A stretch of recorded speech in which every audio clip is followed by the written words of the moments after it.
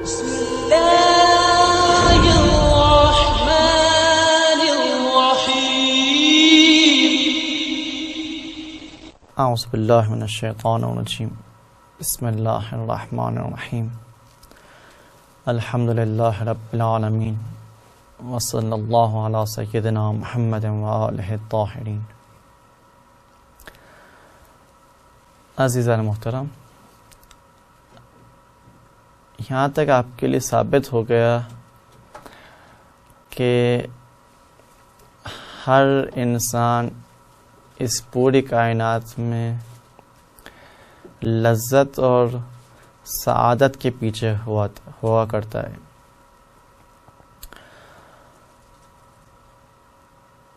اب سوال یہ ہے کہ ہم خدا کو پہچانتے ہیں تو خدا کے پہچاننے کی ہمیں کیا ضرورت ہے؟ کیا چیز سبب بنتی ہے کہ ہم خدا کو پہچاننے کی طرف قدم آگے بڑھائے اور خدا کو پہچاننے کی کوشش کرے؟ سب سے پہلی وجہ وہی چیز کہ ہر انسان کیونکہ سعادت اور لذت کو حاصل کرنا چاہتا ہے. اس سعادت اور لذت جس کو وہ حاصل کرنا چاہتا ہے، اس سے پہلے اس سعادت اور لذت کو پہچاننے کی ضرورت ہے کہ سعادت اور لذت ہے کیا، کہاں ہے، کس طرح میں اس تک رسائی حاصل کر سکتا ہوں. اس چیز کو پہچاننے کے لیے سب سے پہلے اسے چاہیے کہ وہ اپنے آپ کو پہچانے اور اس پوری کائنات کو پہچانے کہ میری سعادت اس پوری کائنات میں کہاں ہے، میں کس طرح اس سعادت اور لذت کو حاصل کر سکتا ہوں. تو سوال یہ ہوتا ہے، اس کے ذہن میں، یہ ہر شخص کے ذہن میں یہ سوال پیدا ہوتا ہے کہ کیا میرا اور اس پوری کائنات کا کوئی خالق ہے کہ نہیں ہے؟ خالق ہے تو اس کی کیا خصوصیات ہے؟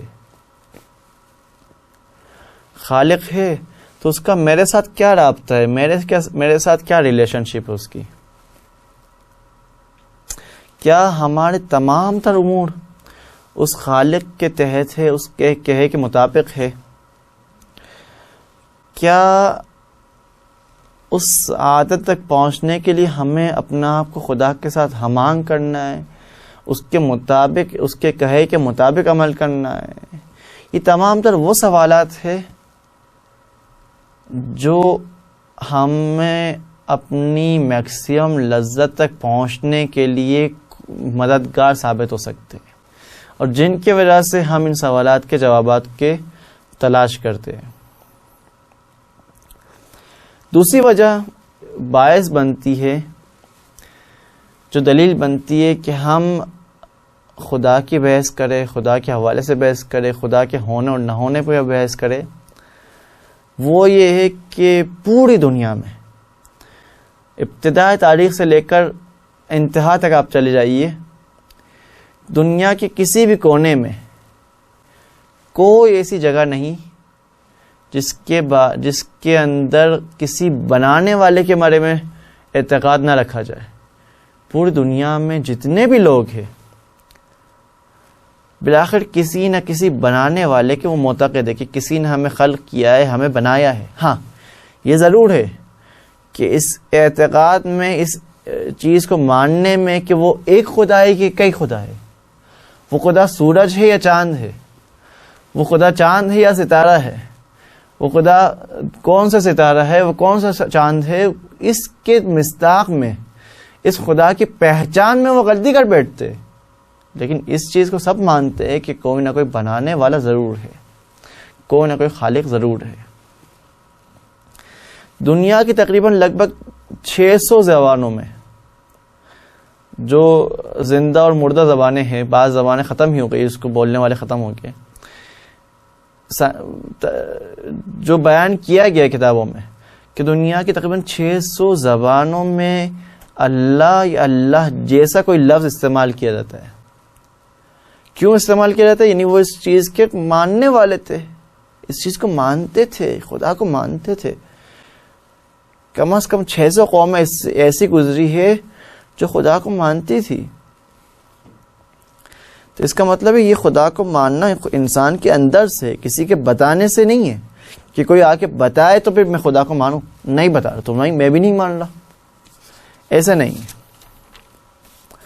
اب خدا کو ثابت کرنے کے لیے کہ خدا ہے، اس کے اوپر 3 قسم کی دلیلیں بیان کی گئی ہے. پہلی قسم کی دلیل وہ ہے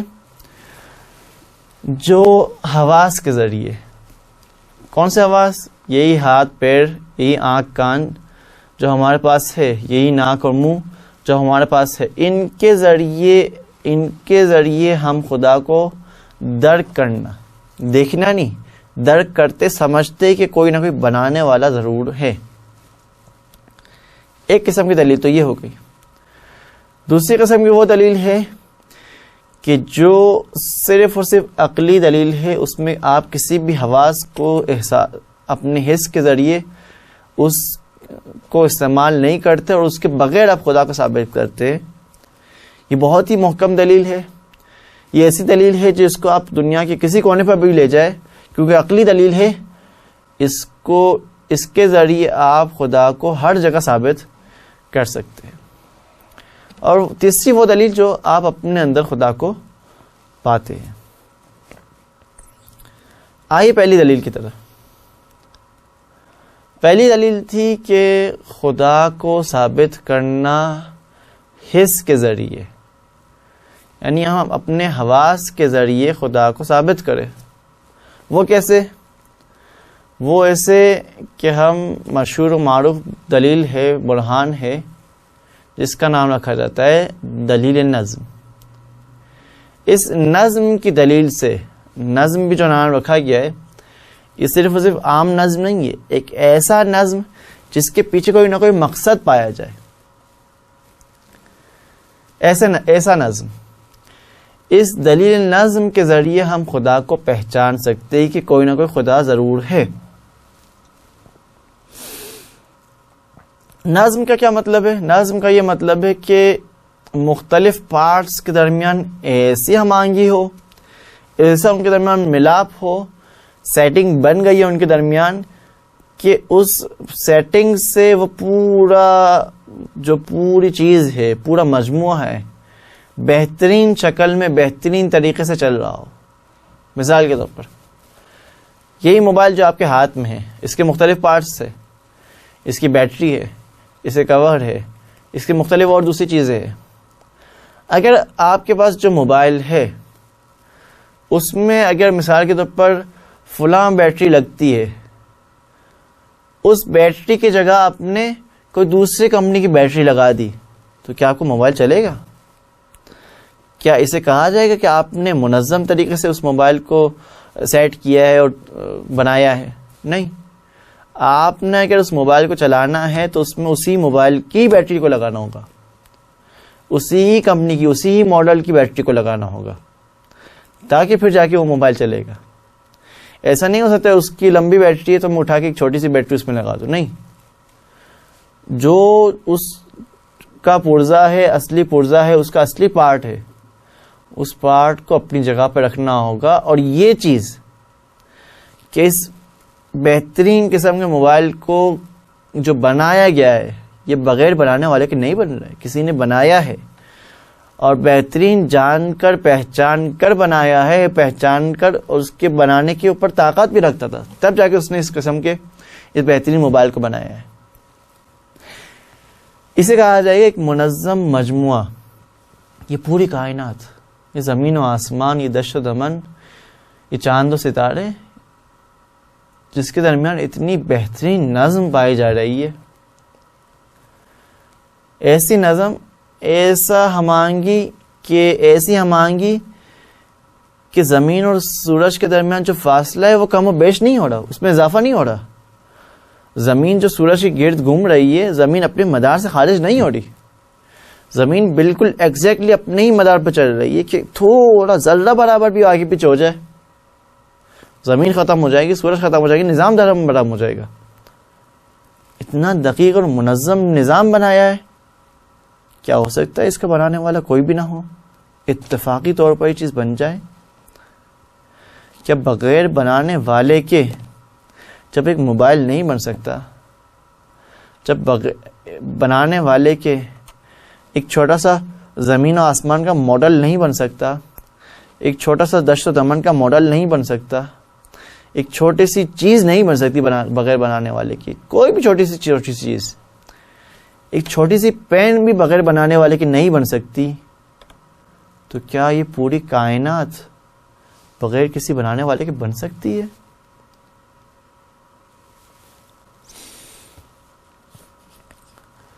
اس نظم کو ہم جو محسوس کرتے ہیں، دیکھتے ہیں، سمجھتے ہیں، اپنے آنکھوں سے دیکھ رہے، اپنے لیبارٹریز میں جا کے چیک کر رہے کہ نظم اس پوری کائنات میں پایا جا رہا ہے، تو بس اس کے بعد ہماری عقل کہتی ہے کہ جب اتنا منظم طریقے سے کائنات موجود ہے، یہ اثر جب وجود رکھتا ہے، تو کیا اس کا مؤثر نہیں ہو سکتا؟ کیا یہ ممکن ہے کہ کائنات یہ اثر بغیر کسی مؤثر کے، بغیر کسی بنانے والے کے بن جائے؟ ناممکن ہے۔ ہماری عقل اس کو قبول نہیں کرتی۔ تو برہان نظم کا یہی دعویٰ ہے کہ اگر آپ پوری کائنات میں، اس پورے عالم میں، عالم محسوسات میں دقت کریں گے تو اس کے پیچھے کسی نظم کو پائیں گے جس کا منطقی اور لاجیکل یہ لگ رہا ہے کہ جب اس نظم جو یہ پوری کائنات میں پائی جا رہی ہے، اس کے پیچھے کوئی نہ کوئی ناظم ہونا ضروری ہے، کوئی نہ کوئی بنانے والے کا ہونا ضروری ہے۔ اس نے ہے جو اس پوری کائنات کو بنایا ہے، اس نے جو اس پوری کائنات میں اس نظم کو قرار دیا ہے، اور وہ صرف بنانے والا نہیں، جو اس کائنات کو بنا رہا ہے قطعاً اتنا ہی علم لگتا تھا اس کائنات کے بارے میں کہ میں کس قدر اس کائنات کو منظم بناؤں، کس طرح اس کائنات کو منظم بناؤں، اتنا ہی اس کے علاوہ قدرت بھی رکھتا تھا اس کائنات کو بنانے میں۔ صرف علم نہیں تھا، اتنی ہی اس کے پاس قدرت اور طاقت بھی موجود تھی، توانائی بھی تھی کہ اس کائنات کو اس خوبصورت طریقے سے بنا سکے۔ تو بس ہم اس نظم کی دلیل سے یہ ثابت کر سکتے ہیں کہ اولاً دنیا کا کوئی نہ کوئی بنانے والا ہے، نمبر 2 دنیا کا جو بنانے والا ہے، اس پوری کائنات بنانے والا ہے، وہ اتنا ہی علم رکھتا ہوگا، اور نمبر 3 جس نے اس پوری کائنات کو بنایا ہے، بنانے کی طاقت اور قدرت بھی رکھتا ہوگا۔ یہ وہ 3 چیزیں ہیں جو ہم اس نظم کی دلیل سے خدا کے بارے میں ثابت کر سکتے ہیں، لیکن یہ ثابت نہیں کر سکیں گے کہ جو بنا رہا ہے وہ ایک ہی بنانے والا ہے یا کئی بنانے والے۔ ہو سکتا ہے کئی بنانے والے ہو، آپس میں سیٹنگ کر لی انہوں نے، اس میں کیا ضرورت کہ ایک بنانے والا ہو۔ تو بس اس چیز کو ثابت کر، ٹھیک ہے نظم کی دلیل ہمیں سمجھ میں آ رہی ہے، نظم کی دلیل کے ذریعے ہم نے بنانے والے کو، خالق کو، ناظم کو ثابت کر دیا، ناظم کے علم کو بھی ثابت کر دیا، ناظم کی قدرت کو بھی ثابت کر لیا، لیکن یہ ثابت نہیں ہوگا کہ وہ ناظم ایک ہے، وہ خالق ایک ہے۔ ہو سکتا ہے کئی خالق ہو، آپس میں انہوں نے اتنی بہترین سیٹنگ کی ہو کہ ایک سورج کو بنا رہا ہو، ایک چاند کو بنا رہا ہو، ایک زمین کو بنا رہا ہو، ایک ستاروں کو بنا رہا ہو، ایک دشت کو بنا رہا ہو، ایک دمن کو بنا رہا ہو، مختلف بنانے والے بھی ہو سکتے ہیں۔ تو بس برہان نظم یہ ہے کہ اس عالم طبیعت میں، اس کائنات میں ہم نظم کو دیکھ رہے ہیں، اور صرف نہ یہ کہ نظم کو دیکھ رہے، ایک ایسا نظم دیکھ رہے، ایسی منظم چیز دیکھ رہے اس کائنات میں کہ جس کے پیچھے کوئی نہ کوئی مقصد ضرور ہے۔ جہاں کہیں پر بھی ایک ایسا نظم پایا جائے، ایسی منظم چیز پائی جائے، تو قطعاً اس کے پیچھے اسی طرح کا ہی کوئی اتنا ہی عالم اور قادر ناظم بھی ضرور ہوگا۔ تو پس اس پوری کائنات کا ضروری ہے، یہ نہیں ہو سکتا یہ پوری کائنات بنے بغیر کسی بنانے والے کے۔ اس کی چھوٹی سی مثال اس طرح ملاحظہ کرے کہ بعض اوقات اس طرح کی نظم وغیرہ ہم اپنے اندر پاتے ہیں، بعض اس کی مثالیں ہم اپنے باہر پا رہے ہیں، اپنے اطراف میں، اپنے ارد گرد پاتے ہیں۔ مثال کے طور پر کسی نے آ کے دروازے کی دستک کی، نوک کے دروازے کو، اور اس دروازے کے نوک کرنے سے آپ متوجہ ہو جائیں گے کہ دروازے کے پیچھے قطعاً کوئی نہ کوئی ہے جو دروازے پر دستک کر رہا ہے، دروازے کی نوک کر رہا ہے. تو یہ میری عقل کہتی ہے کہ ہو نہیں سکتا کہ دروازے کی دستک کو دروازے کے پیچھے سے کوئی آواز آ رہی ہو اور دروازے کے پیچھے کوئی ہونا، یہ ممکن نہیں. جب دروازے کے پیچھے دروازے کی آواز کے بعد دروازے کے پیچھے کسی اور کا نہ ہونا ناممکن ہے، تو یہ کیسے ممکن ہے اس پس پردے کائنات کے پیچھے جو اس پوری کائنات کو بنا رہا ہے، اس پس پردے کائنات کے پیچھے کوئی بنانے والا نہ ہو؟ یہ کیسے ممکن ہے؟ اتنی منظم، دقیق اور ظرافت کے ساتھ یہ کائنات بنی ہوئی، کیا اس کے پیچھے کوئی بنانے والا نہ ہو؟ یہ تو ہو نہیں سکتا. اور یہی وہ چیز ہے جس کے بعد خود سائنسدان بھی اس مقام پر پہنچ کر حیران ہو جاتے. وہ سائنسدان جو لیبورٹریز میں بیٹھ کر خدا کے فعل کو دیکھ رہے ہوتے، وہ جو لیبورٹریز میں چیک کر رہے ہوتے، وہ خدا کی تو خلقت ہے، ایسے مقام تک پہنچتے کہ وہ بھی حیران ہو جاتے، وہ بھی اقرار کرنے لگتے کسی خدا کو، وہ بھی ماننے لگتے. گالیلے کا یہ جملہ ہے کہ میں نے طبیعت میں، نیچرل میں، دشت و دمن میں جتنا خدا کو میں نے وہاں پایا، اتنا میں نے خدا کو انجیل میں نہیں پایا. انجیل میں خدا کو پانے سے زیادہ تو میں نے طبیعت میں خدا کو پایا ہے. یہ گالیلے کا جملہ ہے. خود دیکھ رہا ہے کہ پوری طبیعت ہے، یہ طبیعت کیسے ہو سکتی ہے بغیر کسی بنانے والے کی. یہ پاسکال کا یہ جملہ، کوئی بھی چیز، پاسکال کا یہ جملہ ہے کہ کوئی بھی چیز انسان کی آتش کو ختم نہیں کر سکتی. انسان کا وجود وہ چاہتا ہے کہ اس کو لامحدود نصیب ہو جائے. دے دے، پیسے کی تلاش ہے پیسے اس کو دے دے، بیوی کی تلاش ہے بیوی اس کو دے دیے، پوسٹ اور مقام کی تلاش میں پوسٹ اور مقام اس کو مل جائے. دنیا کی بہترین لذت بھی حاصل کر لینا تب بھی انسان سیراب نہیں ہوتا، اس کے اندر وہ آتش باقی رہتی ہے. پاسکال یہ کہتا ہے کہ انسان کی آتش ختم نہیں ہو سکتی مگر خدا کو مانے ہوئے. خدا کو ماننے کے بعد انسان کی آتش ختم ہوتی ہے. اور یہ وہی جملہ ہے جو قرآن فرما رہا ہے، الا بذکر اللہ تطمئن القلوب. آگاہ ہو جاؤ کہ اللہ، آپ کو دنیا کی ہر چیز مل جائے، خدا نہ ملے. آپ غرب میں، ویسٹ میں دیکھ رہے کہ وہ جو منکر خدا ہے، مختلف قسم کی لذتوں کو انہوں نے دیکھ لیا ہے، چکھ لیا ہے. کھانے پینے کی لذت ہے، کھیلنے کودنے کی لذت ہے، ازدواجی لذت ہے، ہر قسم کی لذت کو انہوں نے درک کر لیا، لیکن پھر بھی وہ آتش اپنے اندر محسوس کر رہے ہیں. اب وہ دیکھ رہے میں اس لذت کو کیسے حاصل کروں، کہاں حاصل کروں؟ نہیں مل رہا ان کو. نہیں ملے تو شاید سمجھتے پھر جا کے کہ شاید خودکشی میں یہ چیز ہو، یہ لذت پائی جائے، تو جا کے خودکشی کر لیتے. لذت نہیں ملتی ان کو، وہ جو لامحدود لذت ہے اسے نہیں مل رہی، خودکشی کر رہے وہ. تو یہ تو ہم اپنے اندر پا رہے ہیں. خیر، تو اس برہان نظم کے ذریعے ہم نے یہ تو ثابت کر لیا کہ کوئی نہ کوئی بنانے والا ہے. وہ بنانے والا عالم بھی ہے اور قادر بھی ہے، اتنا تو ہم نے ثابت کر لیا. لیکن یہ ثابت نہ ہو سکا کہ وہ بنانے والا ایک ہے. آئیے دوسری دلیل کی طرف. اور دوسری دلیل کو بیان کرنے سے پہلے اس سوال کا جواب دیتے ہوئے چلتے کہ ایک کامن سا سوال ہے کہ جو تقریباً ہم سب کے ذہنوں میں آیا ہے، اور وہ سوال یہ ہے کہ کبھی کبھار ایسا ہوا ہے، بلکہ ایسا کہے کہ بسا اوقات ایسا ہوا ہے کہ میں خدا سے مانگ رہا ہوں، دعا کر رہا ہوں، لیکن کوئی مجھے جواب ہی نہیں مل رہا. اگر خدا سن رہا ہے، دیکھ رہا ہے، سمجھ رہا ہے اور کر سکتا ہے تو مجھے جواب کیوں نہیں دے رہا؟ اس کا جواب یہ ہے کہ یہ تو ممکن ہی نہیں کیا آپ سچے دل سے خدا سے کوئی چیز مانگے اور خدا آپ کو نہ دے؟ یہ ممکن ہی نہیں ہے.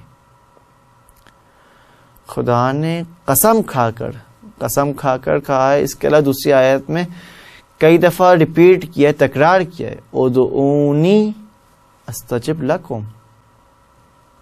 خدا سے مانگ کر تو دیکھیے، خدا تو سچا ہے، اپنے ادعا میں دعویٰ میں تو سچا ہے. خدا نے تو کہا کہ مانگو. ہم کتنی دفعہ مانگتے، خدا ہمیں دیتا ہی نہیں ہے. تو سب سے پہلی چیز یہ ہے کہ ممکن نہیں آپ خدا سے مانگے اور خدا آپ کو نہ دے. یہ ممکن نہیں. یہ خدا کے دینے میں مسئلہ نہیں ہے، ہمارے مانگنے میں مسئلہ ہو سکتا ہے. لغلق زبان تھا، دل سے نہیں مانگا. دل سے مانگ کر تو دیکھے، ممکن نہیں خدا نہ دے. ہاں البتہ دعا کی استجابت میں 3 صورتیں ہو سکتی ہیں. پہلی صورت اس طرح کہ خدا جو چیز آپ مانگ رہے بالکل خدا بھی دیکھے یہی چیز آپ کی مصلحت میں اٹھا کے یہی چیز آپ کو دے دے، تو آپ کی دعا ڈائریکٹلی وہی چیز جو آپ نے مانگی خدا نے آپ کو دے دیا. دوسری صورت یہ ہے کہ خدا آپ کی مصلحت کو آپ سے بہتر جانتا ہے، آپ کو آپ سے بہتر جانتا ہے، آپ کے بارے میں، آپ کی کمی اور بیشی کے بارے میں، آپ کی مصلحت کے بارے میں کہ آپ کے فائدے میں کیا چیز ہے، آپ سے زیادہ بہتر جانتا ہے. ہو سکتا ہے وہ چیز جو خدا سے آپ مانگ رہے خدا اس سے بہتر آپ کو دے دے، کیونکہ وہ آپ کے مصلحت کو، آپ کی اچھائی کو آپ سے بہتر جانتا ہے. تو ضرور نہیں وہی چیز جو آپ مانگ رہے وہی چیز آپ کو خدا دے نا، ہو سکتا ہے اس سے بہتر چیز آپ کو خدا عطا کر دے. یا تو وہی چیز دے گا، یا تو اس سے بہتر چیز دے گا، یا تو پھر یہ کہ اس دنیا میں نہیں دے گا لیکن اس قیامت میں دے گا، کہ جس قیامت میں ایسی اچھی اور بڑی نعمت ہوگی کہ ہم دعا مانگیں گے قیامت میں آرزو یہ کریں گے کہ کاش خدا نے دنیا میں ہماری کسی بھی دعا کو قبول نہ کیا ہوتا.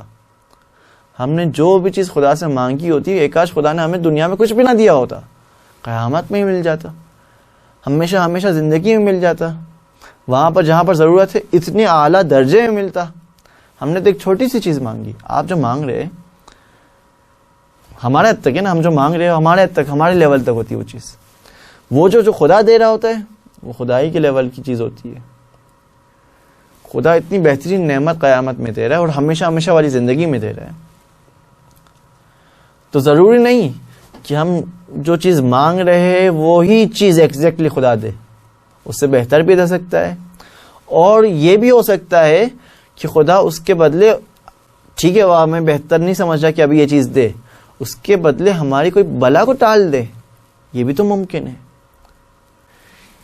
حتیٰ اگر یہ بھی نہیں ہوا کہ وہی چیز نہ دی، اس سے بہتر چیز بھی نہ دی، ہماری کوئی بلا کو بھی نہ ٹالا، قیامت میں خدا اس کے بدلہ اتارے گا، اس کا صلہ دے گا ہمیں، اور اس کا اتنا بہترین صلہ دے گا کہ ہم دعا کریں گے خدا بندہ ایک کاش دنیا میں ہماری دعا کو قبول نہ کیا ہوتا، ان تمام تر چیزوں کا صلہ ہمیں قیامت میں ملتا. تو یہ تو ممکن نہیں کہ آپ جو دعا کر رہے ہیں اور آپ کی دعا جو مستجاب ہے، خدا نے خود یہ اس کی گارنٹی لی ہے، ادعونی استجب لکم. تم دعا تو کرو، صرف دعا کرو، گارنٹی میں دیتا ہوں میں استجابت کروں گا، میں قبول کروں گا تمہاری دعا کو. تو یہ کیسے ممکن ہم دعا کریں دعا قبول نہ ہو؟ اور خاص طور پر اس ماہ رمضان میں کہ جب صبح و شام آپ دعا کر رہے ہیں، صبح سحری میں دعا سحر پڑھ رہے ہیں، افطار کے بعد، مغرب کے بعد رات میں دعا افتتاح پڑھ رہے ہیں. آپ کون سی دعا افتتاح؟ وہ دعا افتتاح جس میں آپ اس جملے کو بھی ادا کر رہے ہیں، مدلن علیک، اے خدا میں تیرے ساتھ دوستی کر رہا ہوں، محبت کر رہا ہوں، عشق کر رہا ہوں. تو جس خدا کے ساتھ آپ عشق و محبت کرے، کیا ممکن ہے وہ خدا آپ کی دعاؤں کو قبول نہ کرے؟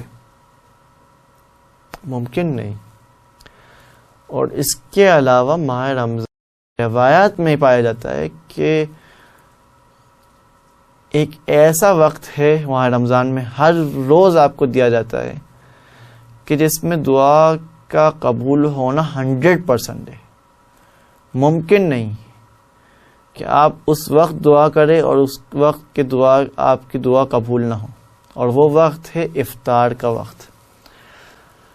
وہ وقت ہے جب آپ کھجور کو اپنے ہاتھ لے کر کہتے ہیں اللہم لک صمت، خدایا میں نے تیرے لیے روزہ رکھا، اب تو ہی میری دعا کو قبول فرما. خدایا میں نے تیرے لیے روزہ رکھا، تو ہی میری دعا کو قبول فرما لے. تو یہ ممکن نہیں، اور خاص طور پر اس ماہ رمضان میں تو گارنٹی کے ساتھ خود آیات اور روایات میں بیان کیا گیا آپ دعا تو مانگے، ممکن نہیں خدا کا دعا قبول نہ کرے. تو خیر، اس نظم کی دلیل میں ہم نے اتنا ثابت کر لیا کہ خدا ہے، بنانے والا عالم ہے، قادر ہے.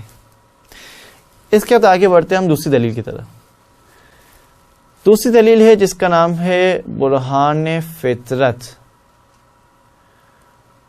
برہان فطرت یعنی فطرت کی دلیل کچھ یوں ہے کہ کچھ چیزیں ایسی ہے کہ جو ہم اپنے اندر پاتے ہیں اور اپنے اندر پانے کے بعد اس سے غافل ہو جاتے ہیں. مثال کے طور پر ہم اپنے اندر اپنی محدود ہونے کو پا رہے ہیں، مختلف چیزوں کو پا رہے ہیں. کچھ چیزیں ایسی ہیں جو باہر ہم پاتے، ہم بھول جاتے، غافل ہو جاتے.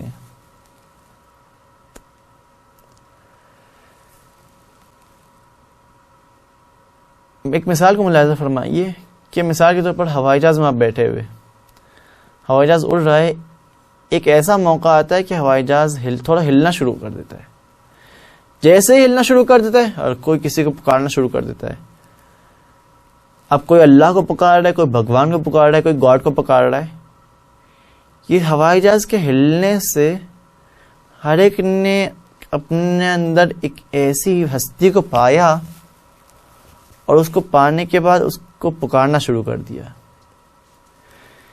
یہ صرف اس حد تک محدود نہیں کہ ہم اپنے اندر اپنی بھوک اور پیاس کو پا رہے ہیں، نہیں، ہم اپنے اندر ہم اپنے آپ کو پا رہے ہیں کہ میں ہوں. اس بھوک اور پیاس کو پا رہا ہوں، اپنی خوشی اور ناراضگی کو پا رہا ہوں، اپنے آپ کو پا رہا ہوں اپنے اندر.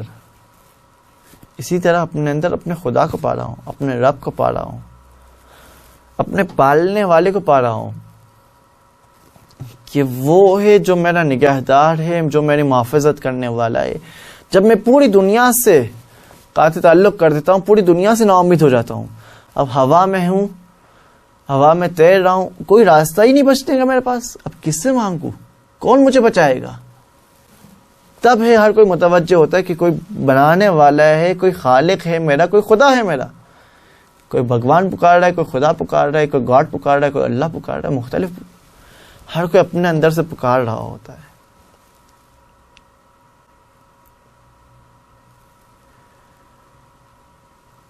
اور یہ وہ چیز کہ ہم اپنے اندر جس طرح ہم اپنے آپ کو پا رہے، ہم اپنے خدا کو ہی پا رہے. کبھی کبھار ہم اس سے غافل ہو جاتے ہیں. کس طریقے سے؟ اتنا زیادہ دنیا میں مادیات میں، موبائل میں، ٹی وی میں، گیم میں، کرکٹ میں لگ جاتے، مصروفیت اتنی زیادہ ہو جاتی ہے، مہلت ہی نہیں ملتی، فرصت ہی نہیں ملتی. اتنا مادیات میں ہم گم ہیں کہ خدا کے بارے میں سوچ ہی نہیں رہے، خدا کے بارے میں ہم جو احساس ہے، درک ہے، کر ہی نہیں رہے. یا یہ کہ ہم نے کچھ ایسے گناہ کیے ہوئے، گناہ پردہ بن گئے کہ ہمارے اور خدا کے درمیان، کہ وہ گناہ کا پردہ جب ہٹے گا تو ہم خدا کو ڈائریکٹلی اپنے اندر محسوس کرنے لگتے ہیں. بس ایک گناہوں کا پردہ جو ہم نے اپنے آپ پر ڈالا ہے، خدا نے نہیں ڈالا ہے، ہم نے اپنے آپ پر ڈالا ہے، جس کی وجہ سے ہم خدا کو دل کی آنکھ سے دیکھنے سے محروم ہو گئے. اس پردے کو ہٹانے کی ضرورت ہے. اس پردے کو ہٹائیں گے استغفار کے ذریعے. استغفار کر کے اس پردے کو ہٹائیں گے, خدا کو اپنے اندر پائیں گے کہ خدا ہے. اپنے اندر پائیں گے سے مراد ہے خدا کو پائیں گے کہ کسی کو بولنے کی ضرورت نہیں, خدا ہے. میں اپنے اندر محسوس کر رہا ہوں کہ کوئی میرا بنانے والا ہے, میری تربیت کرنے والا ہے, میرا رب ہے, میرا کوئی پالنے والا ہے.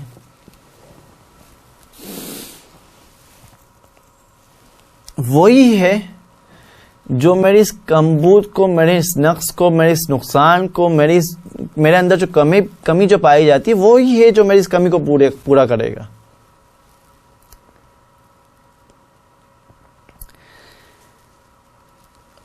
ہم غافل ہو کر یہ سمجھ بیٹھتے ہیں کہ اگر اچھے نمبر ملے تو میں نے خود محنت کی ہے, اگر میں نے چھکے چوکے اڑائے تو میں نے اپنی جان لگائی ہے,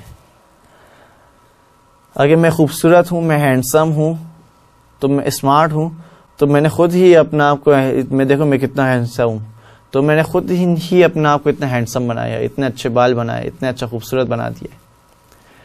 یا اگر میں پیسے والا ہوں تو میں نے خود ہی پیسے کمائے, میں پاورفل ہوں تو میں نے خود ہی باڈی بلڈنگ کی ہے. غافل ہو جاتی کہ تمام تر چیزوں کا دینے والا کون ہے. اب ایک ایسا موقع آتا ہے کہ جب ہم اس کی طرف متوجہ ہو جاتے ہیں.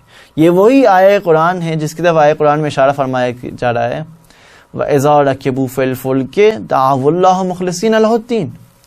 جب کشتی میں بیٹھتے کشتی تھوڑی سی ہلنا شروع ہوتی ہے, دَعَوُا اللَّهَ مُخْلِصِينَ لَهُ الدِّينَ, خدا کو پکارنا شروع کر دیتے. کس طرح پکارتے؟ مخلصین لہ الدین, اخلاص کے ساتھ, خلوص نیت کے ساتھ ہم خالصتاً خدا کو پکارتے, پوری دنیا سے قطع امید کر کے. وَإِذَا نَجَّاهُمْ إِلَى الْبَرِّ فَإِذَا هُمْ مُشْرِكُونَ. لیکن جیسے ہی وہ خشکی تک پہنچتی کشتی, جیسے ہی وہ شخص ہوائی جہاز سے اترتا ہے, لینڈ کر جاتا ہے اس کا ہوائی جہاز, اس ہوائی جہاز سے اترتا ہے, اسی طرح ہی اترنا وہی ہے, اور پھر وہ جیسے ہی اترتا ہے اسی طرح خدا کو ہی بھول جاتا ہے. کس نے بچایا تمہیں؟ کس نے تمہیں اس دریا سے نجات دیا؟ کس نے تم جب ہوا میں تیر رہے تو تمہیں نجات دیا؟ کس نے تمہاری حفاظت کی؟ خدا نے اگر مسئلہ سمجھی اور تمہاری حفاظت کر لی تو کون ہے؟ کس نے تمہاری حفاظت کی؟ خدا کے علاوہ اور کون ہے؟ اسی کو ہی ہم جب مشکلات ختم ہو جاتی ہے, جب آسائشیں آنا شروع ہو جاتی ہے, تو اسی سے ہی غافل ہو جاتے ہیں. یہ آسائشیں بھی غفلت کا باعث بن جاتی ہے. کبھی کبھار بلا اور مصیبتیں اس حوالے سے نعمت ہوتی ہے کہ اس بلا اور مصیبت میں ہم خدا کو تو یاد رکھ رہے. ٹھیک ہے, بلا اور مصیبت میں پھنسے ہوئے, پیپر ہونے والا ہے, بلا ہے, محنت کرنی ہے, محنت کرنے کے بعد بھی مشکل لگ رہا ہے, تو خدا کو تو یاد رکھ رہے, خدا سے تو توسل کر رہے, خدایا میں نے اپنی طرف سے پوری محنت کر لی, اب پاس کرنا تیرا کام. خدا سے توسل کر کے پیپر میں شرکت کر لی, پیپر دے دیا. تو یہ نہیں کہ ہم خدا کی طرف اگر بڑھ رہے تو صرف خدا نے ہی یہ کہا ہے کہ جو بھی کام کر رہے ہو اس میں پوری محنت کر کے, پوری محنت اور کوشش کرنے کے بعد, اس کے بعد مجھ پر توسل کرو, ائمہ پر, مجھ پر توکل کرو, ائمہ سے توسل کرو, انشاءاللہ کہ تمہارا وہ کام ختم بخیر ہو جائے گا, تمہاری وہ کام اس کا اینڈ بہتر ہوگا انشاءاللہ. تو یہ خدا کو ہم اپنے اندر پا رہے ہوتے ہیں, بشرطے کہ ہمارے آنکھوں کے سامنے سے پردے ہٹ جائیں, جو پردے ہم نے اپنے آنکھوں پہ ڈالے ہوئے. آپ تو ماشاءاللہ سے, الحمدللہ سے اتنے اچھے انسان ہے کہ نماز و روزہ بھی رکھ رہے, نماز بھی پڑھی ہوئی ہے, یہاں تک کہ نماز شب بھی پڑھ رہے, دعا افتتاح بھی پڑھ رہے, پورے دن کا اتنا سخت روزہ بھی رکھ رہے جو اتنی گرمیوں میں. آپ تو یقیناً خدا کے نیک بندے ہیں, لیکن پھر بھی جو بھی تھوڑا سا پردہ آپ کے ہم پر پڑا ہوا ہے, اس پردے کو ہٹائیں گے تو پھر خدا کو اپنے اندر بہتر طریقے سے محسوس کر سکیں گے. اسی وجہ سے ہوتا ہے کہ جب ہم بلاؤں میں پھنستے ہیں تو تب اسی وقت ہی ہم خدا کو پکارتے ہیں, خدا کی طرف متوجہ ہوتے. جب بلا ٹل جاتی ہے تو خدا بھی گویا بھول گئے, خدا ہی کہاں چلا گیا وہی پتہ ہی نہیں چل رہا ہے. تو یہ دوسرے برہان کے ذریعے, برہان فطرت کے ذریعے ہم یہ تو ثابت کر رہے کہ ہمارے اندر جب ہم اپنے آپ کو پہچان رہے پا رہے، اسی طرح ہم اپنے اندر خدا کو بھی پا رہے. یہ دوسرا برہان. لیکن وہ مشکل جو نظم کی دلیل میں رہ گئی کہ ہم نے ناظم کو تو ثابت کر لیا، اور جتنی یہ دقیق نظم اس پورے کائنات میں پائی جا رہی ہے اس کے مطابق ہم نے اس ناظم کے علم اور قدرت کو بھی ثابت کر دیا. اب جب اتنی دقیق نظم اس پوری کائنات میں ہے تو کیا ممکن ہے کہ اس کا بنانے والا اتنا ہی علم نہ رکھتا ہو؟ جب اتنی عظیم کائنات موجود ہے، کیا اس کا بنانے والے کے پاس اس کو بنانے کی قدرت اور طاقت نہیں تھی؟ قطعاً اس کے پاس ضرور بضرور اس کے پاس اس کو بنانے کی طاقت اور توانائی موجود تھی.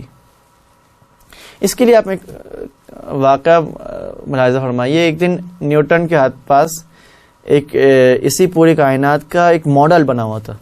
اس میں سورج اور زمین اور چاند اور ستارے وغیرہ تھے، جو ایسا خوبصورت ماڈل تھا جو ہر ایک اپنے گرد گھوم رہا، اپنے مدار پر گھوم رہا تھا، اور بالکل بہترین قسم کا ماڈل تھا. ایک دن اس کا دوست جو مٹیریلسٹ تھا، یعنی جو صرف اور صرف مادے کو قبول کرتا تھا، مادے کو مانتا تھا، اس کے پاس گیا اور اس نے اس ماڈل کو دیکھا، خوش ہو گیا. بولے اس ماڈل کو کس نے بنایا ہے؟ اتنا بہترین ماڈل کون بنا سکتا ہے؟ نیوٹن نے کہہ دیا کہ تو خود بخود بن گیا، آٹومیٹک بن گیا. وہ کہنے لگا کیسے ممکن ہے؟ تم مجھے بیوقوف بنا دو، پاگل سمجھتے ہو مجھے. اتنا بہترین ماڈل خود بخود کیسے بن سکتا ہے؟ نیوٹن نے جواب دیا خود بخود بن گیا نا، میں رات سویا صبح اٹھا دیکھا بن گیا. اب اس کے دوست مان ہی نہیں رہے کہ نہیں، یہ تو خود بخود بن ہی نہیں سکتے، کیسا ہو سکتا ہے؟ اتنا دقیق اور ظریف اور اتنا بہترین جو بنایا ہے، یہ ماڈل کس طرح خود بخود بن سکتا ہے؟ تو پھر نیوٹن نے اس کے جواب میں کہا کہ جب یہ خود بخود ماڈل جو اس کائنات کا ماڈل ہے، جب یہ ماڈل خود بخود نہیں بن سکتا، تو وہ چیز جو یہ ماڈل اس کا ہے، یہ کائنات جو اس کی ماڈل کو تم دیکھ کر کہہ رہے ہو کہ یہ ماڈل خود سے نہیں بن سکتا، تو یہ کائنات، پوری کائنات جس کے نظم، بلکہ اس سے بالاتر نظم اس کے کائنات کے اندر پایا جاتا ہے، اس کے اندر، اس کائنات کے اندر اس سے زیادہ چاند اور ستارے پائے جاتے ہیں، یہ پوری کائنات بغیر بنانے والے کے بغیر بن سکتی ہے؟ اس کا مطلب ہے پوری کائنات بھی بغیر کسی بنانے کے والے کی نہیں بن سکتی. یہ کیسے ہو سکتا ہے یہ پوری کائنات بن جائے، خود بخود بن جائے، اور یہ جو ماڈل بن رہا ہے یہ اور خود بخود نہ بن سکے، یہ کسی بنانے والے کا محتاج ہو؟ یہ کیسے ہو سکتا ہے کہ بگ بینگ ہو جائے، ایک دھماکہ ہو جائے، اور دھماکے کی صورت میں پوری کائنات آٹومیٹکلی خود ہی بن جائے، سورج اپنی جگہ پر، چاند اپنی جگہ پر، زمین اپنی جگہ پر، ستارے اپنی جگہ پر، اور پھر اس کے بعد سلسلہ نظام ہستی اپنا سلسلہ شروع کر لے؟ یہ کیسے ممکن ہے کہ ایک دھماکے کی صورت میں سب چیزیں بن جائے؟ یہ سب چیزیں تو خود بخود بن رہی ہے، لیکن یہ ماڈل کو بنانے والا کوئی بنا رہا ہے. اس کے دوست نے مان لیا. اسی طرح جو بگ بینگ کے نظریے کو ماننے والے ہیں کہ وہ یہ کہہ رہے ہیں کہ ایک دھماکہ ہوا، اس دھماکے میں ہر چیز اپنی جگہ پہ جا کر اپنے مدار پہ جا کے کھڑے ہو گئی اور مدار پہ گھومنا شروع کر دیا. اس نے سورج اپنی جگہ پر، زمین اپنی جگہ پر، چاند اپنی جگہ پر، ستارے اپنی جگہ پر. تو یہ کیسے ممکن ہے کہ کسی بنانے والے کے بغیر یہ پوری کائنات بن جائے، یہ پوری کائنات کا سلسلہ بن جائے، یہ پورے کائنات میں ایسی نظم قائم ہو جائے کہ جس کے پیچھے کوئی بھی بنانے والا نہ ہو؟ یہ چیز کیسے ممکن ہے؟ ہاں، اب اگر یہ سوال کیا جائے، اب دوسری مثال کو ملاحظہ کیجیے. آپ جاتے ہیں پینٹنگ کی گیلری میں، اور پینٹنگ گیلری میں جا کے آپ دیکھ رہے مختلف پینٹنگز وہاں پڑی ہوئی ہے. مختلف پینٹنگز جو پڑی ہوئی ہے، قطعاً جو بنا رہا ہے اس پینٹنگز کو اتنا ہی اس پینٹنگ کا بنانے کا ماہر ہوگا، آرٹسٹ ہو، اتنا ہی بڑا آرٹسٹ ہوگا، بنانے کا علم بھی رکھتا ہوگا، قدرت بھی رکھتا ہوگا جس نے اس پینٹنگ کو بنایا ہے. تو اس پینٹنگ کو دیکھنے سے، اس اثر کو دیکھنے سے آپ قبول کر رہے، آپ مان رہے کہ کوئی نہ کوئی آرٹسٹ ہے جو اس پینٹنگ کو بنا رہا ہے. جب وہاں پر یہ آپ چیز کو قبول کر رہے کہ پینٹنگز نہیں بن سکتی مگر یہ کسی بنانے والے کے بغیر، کوئی بنانے والا ہے جو آرٹسٹ ہے، اس نے ان پینٹنگز کو بنایا ہے، تو پوری کائنات میں بھی اسی طرح پوری کائنات بھی اللہ کے بنائے ہوا ہنر ہے، ایک خالق کا ہنر ہے، مختلف رنگ برنگ کے چیزیں بنائی ہیں، مختلف قسم کی چیزیں بنائی ہے، دشت و دمن بنایا ہے، پہاڑ جنگل بنائے خدا نے. کیا یہ بنانے والے کے بغیر ہو سکتا ہے؟ لیکن ایک سوال، جس طرح پینٹنگز کے بنانے والے ضروری نہیں ایک ہو سکتا ہے 10 بنانے والے ہو، 10 پینٹنگ سے 10 بنانے والے ہو، تو کیا اسی طرح زمین و آسمان کے بارے میں، کائنات کے بارے میں یہ نہیں سوچا جا سکتا کہ اس کا بنانے والے بھی کئی ہو؟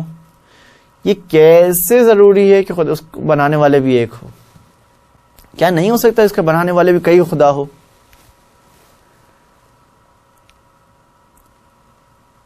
تو برہان نظم کی دلیل سے یہ تو ثابت نہیں ہو رہا کہ وہ ایک ہے.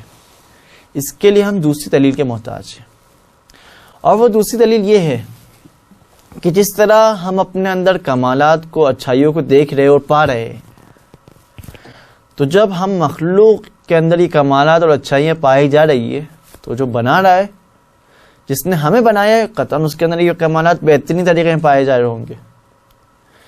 تو جب خدا کے اندر یہ کمالات ہے، یہ اچھائیاں ہے، یہ علم ہے جو ہمارے پاس تھا، اس کا بہتر بالاتر لیول خدا کے اندر ہے، یہ قدرت جو ہمارے اندر ہے، یہ توانائی جو ہمارے اندر ہے، یہ قدرت و توانائی خدا کے اندر ہے بالاتر لیول پر. کیا یہ توانائیاں کا کوئی لمٹ ہے خدا کے لیے کہ نہیں ہے؟ کیا یہ توانائیوں کے لیے، خدا کے لیے ہم لمٹ لگا سکتے ہیں؟ اگر ہم نے کہہ دیا خدا لمیٹڈ ہے، خدا کی توانائیاں لمیٹڈ ہے، تو اس کا مطلب یہ ہو گیا کہ کچھ توانائیاں، کچھ کمالات، کچھ خیر، کچھ اچھائیاں ایسی ہے جو خدا کی ذات کے اندر نہیں، خدا کی ذات سے باہر ہے، تو جن کو خدا حاصل کرنے کے لیے، ان کمالات کو حاصل کرنے کے لیے خدا محتاج ہو جائے گا. اس کا مطلب ہے خدا جو خدا ہے محتاج ہو جائے گا. اس سے خدا کی خدائیت کو خدشہ آئے گا. خدا وہی ہوتا ہے، خدا کی خدائیت کا یہی تقاضا ہے کہ خدا محتاج نہ ہو کسی کا. اس سے یہ نتیجہ نکلتا ہے کہ خدا کے لیے لازمی ہے کہ وہ لامحدود ہو، وہ انلمیٹڈ ہو.